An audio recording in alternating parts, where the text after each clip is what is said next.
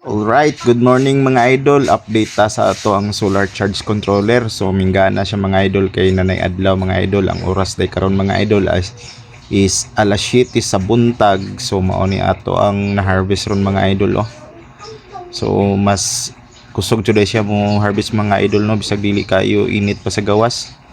So tanaw na to atong solar panel mga idol. Wala pa kay naigo sa adlaw pero naga-charge na. So nairing dre. Mao nang adlaw mga idol dili pa kay maigo ato ang panel pero naga-charge na siya dito.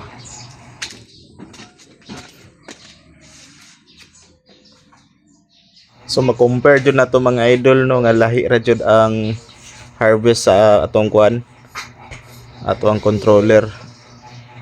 So init kid ra sa gawas mga idol So ato ning i-try ning ato ang inverter kung mo baba pa ba siya. So mas legit jud siya mga idol kay compare before katong atong controller. Kung atong iyon ang inverter mo baba kung maayo ang ato ang battery. So mo na atong panel ra mga idol naigo jud sa adlaw. Ayos kay mga idol no. Igo kay sa adlaw.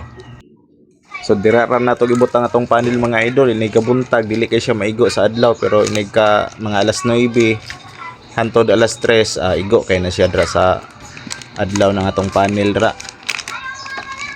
Kay hawan man kay diri mga idol So dra ang adlaw ini alas 12. Kay kusog man kay ang adlaw mga idol ako ning gitry ning battery sa motor nako mga idol kay lubat na ba. So akong i-charge ni mga idol kay basin daig mugana pa ni. So nailisdan na ako na sa una mga idol no nga battery. So ganina pag kuan ako sa voltage niya mga idol 4 lang. So karon naka-charge na ning 12 na siya. So atong i-try ni mga idol unya sa tong motor kung mo start na ba to tong motor. But as of now kay napamanid diri ato sa ning i-try sa atong ceiling fan kung kakaya ba.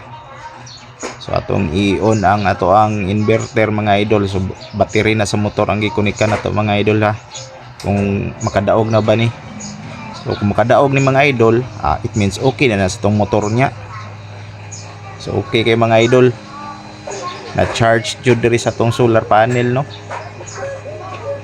Dako jud tabang ning atong kuan mga idol kining inverter nga bag-o. And then balik na nato sa battery mga idol kay murag full charge naman to. Battery sa truck na pud atong gamiton kay maniudto na daw ani mga idol. So mana mga idol ayos na kayo habang nagakaon. Bugnaw na natay ceiling fan. So libre na ang kuryente na to ani mga idol, maka-save na jud ta ani.